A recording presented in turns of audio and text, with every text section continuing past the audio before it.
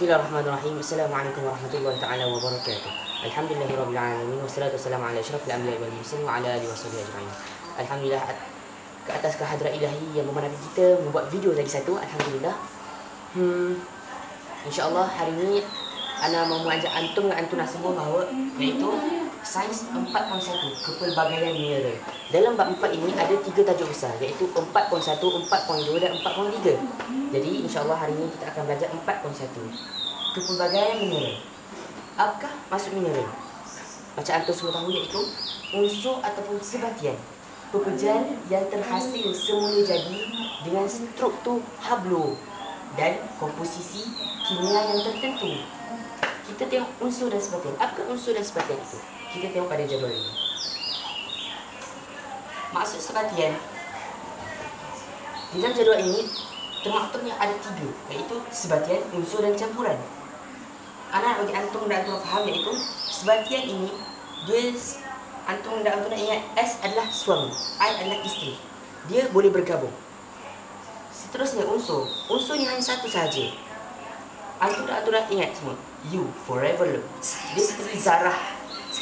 Zarah yang tiada campuran. Yang kedua pula campuran. Dia antum nak ingat iaitu C, couple. Couple ni dia tak boleh bercampur. Jadi anak nak tegur pada antum semua yang berkapal jangan berkapal. Okey. Seterusnya kita fahamkan pada sebatian. Sebatian ni dia boleh bercampur. Contohnya bauksit, hermatit, galena, kasiterit. Ini adalah campuran-campuran. Campuran-campuran dia untuk menjadikan pekerjaan ini menjadi sebatian. Aluminium bercampur dengan oksigen, ferrum bercampur dengan oksigen, plumber bercampur dengan sulfur dan stanum bercampur dengan oksigen. Ini semua kita akan belajar iaitu yang mana satu logam yang paling bertindak balas dengan oksigen tersebut. Selepas itu kita tengok campuran. Anda kata korang nak faham campuran ni adalah korang tengok C. Antum dan antum tengok C, couple. Couple ni dia tak boleh bergabung. Kita ambil contoh sebagai udara. Dalam udara kita ni kita tak ambil oksigen sahaja. Kita akan ambil gas nitrogen, karbon dioksida, oksigen, gas nabil dan uap air. Di dalam udara memang ada benda tu. Dan korang sudah belajar iaitu apabila udara masuk dalam badan, kita tidak akan ambil yang lain-lain selain gas oksigen sahaja kita ambil. Sebab anda kata udara masuk dalam badan, obvious dia akan masuk dalam obvious seperti yang antum belajar dahulu, iaitu udara akan masuk ke dalam obvious. Dan obvious ni kalau antum tahu dia hanya sebebas satu sel sahaja. Dan apabila itu udara akan terserap masuk pada kapilari darah yang melekat pada alveolus tersebut dan menjadi hemoglobin ni adalah darah. Dan apabila maksudnya oksigen dalam darah itu jadi oksihemoglobin dan dia akan pergi ke darah, dia akan pergi ke saluran, dia akan pergi jantung dan jantung pump ke dalam badan kita. Dan apabila dalam daging kita ni kurang pada oksigen, oksigen akan beralih tempat kepada daging tu dan oksigen akan mengoksidakan glukosa dalam badan kita itu dan menjadikan 3 bahan iaitu air, tenaga dan karbon dioksida. Karbon dioksida ni akan terlarut pula pada darah yang mengalir dan darah mengalir itu akan bawa balik masuk kepada kapilar darah di bawah alveolus tersebut dan dia akan karbon dioksida itu akan melarut pula ke dalam alveolus dan kita hembus. Selepas itu kita tengok campuran. Anda kata korang nak faham campuran ni adalah korang tengok C. Antum dan antum tengok C, couple. Couple ni dia tak boleh bergabung. Kita ambil contoh sebagai udara. Dalam udara kita ni kita tak ambil oksigen sahaja. Kita akan ambil gas nitrogen, karbon dioksida, oksigen, gas nabil dan uap air. Di dalam udara memang ada benda tu.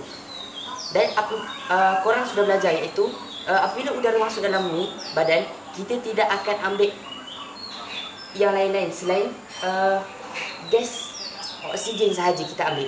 Sebab anda kata udara masuk dalam badan, obvious dia akan masuk dalam obvious seperti yang antum belajar dahulu, iaitu udara akan masuk ke dalam obvious.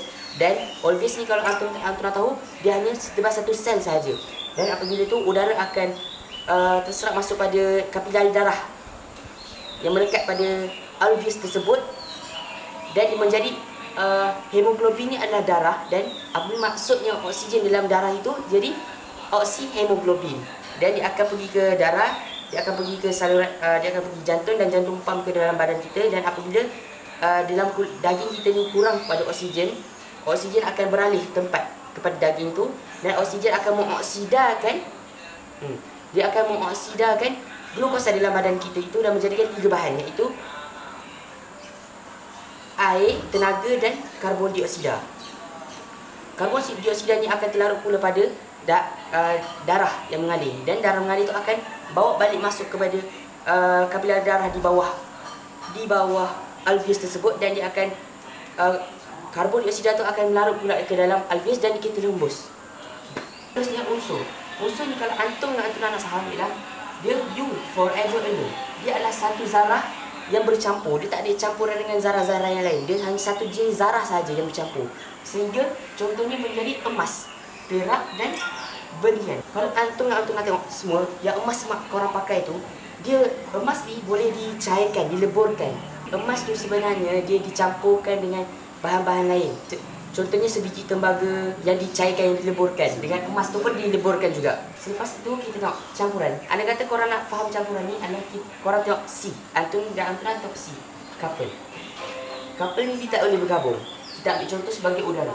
Dalam udara kita ni, kita tak ambil oksigen sahaja. Kita akan ambil gas nitrogen, karbon dioksida, oksigen, gas nadir dan uap air. Di dalam udara memang ada benda tu.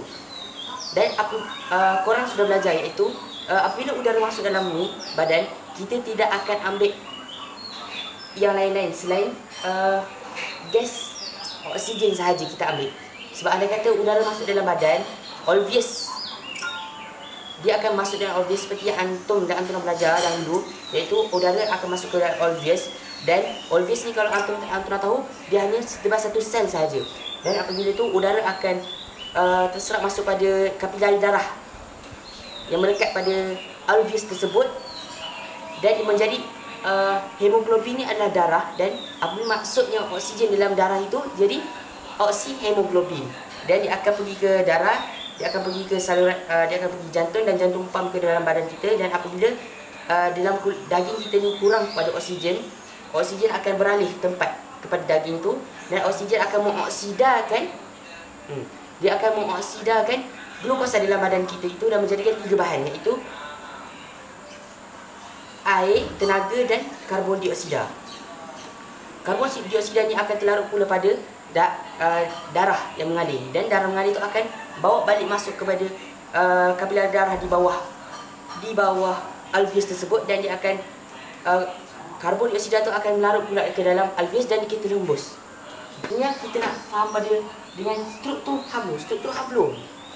Hablo ni dia adalah kristal, dan dia terdiri daripada karbon juga. Boleh juga karbon ni boleh jadi kristal. Hablo ni seperti kristal lah, dan komposisi kimia yang tertentu. Apa yang antum semua faham, iaitu komposisi kimia ini adalah dia seperti yang kita belajar, iaitu jadual atom. Ada logam, ada yang separuh logam, ada yang bukan logam. Jadi dalam kita ambil contoh seperti bauskit ni di dalam tanah. Seperti apa yang kita tahu, itu adalah sebatian pepejan yang semula jadi terhasil. Maksudnya di dalam tanah tu di dalam tanah tu dia ada struktur hablo, dan dia dikelilingi oleh kimia yang tertentu. Jadi apa yang kita boleh kaitkan dengan hidup kita, yang kita boleh muhasabah diri kita adalah Allah telah menurunkan kepada kita semua nikmat dan rezeki untuk kita ni menjadi syukur. Seperti apa yang Allah firmankan dalam Al-Quran, la in syakartum la azidannakum, iaitu jika kamu semua bersyukur, maka Allah akan tambahkan lagi. Maksudnya anda kata kamu semua bersyukur dengan benda ni, maksudnya kamu bersyukur kamu boleh dapat gas macam ni. Bersyukur, alhamdulillah kita boleh hidup. Anda kata orang tak bersyukur, nauzubillah min zalik. Tanpa gas ni kita boleh mati. Ini adalah salah satu gas oksigen yang Allah turunkan, iaitu 21% dalam dunia ini gas oksigen untuk kita semua untuk hidup. Jadi Allah memberikan kita nikmat, iaitu oksigen. Daripada pokok tu Allah mengizinkan pokok untuk makanan dan memakan oksigen supaya kita hidup. Jadi insya-Allah itu sahaja daripada anak. Nantikan video anak yang seterusnya. Wassalamualaikum warahmatullahi taala wabarakatuh.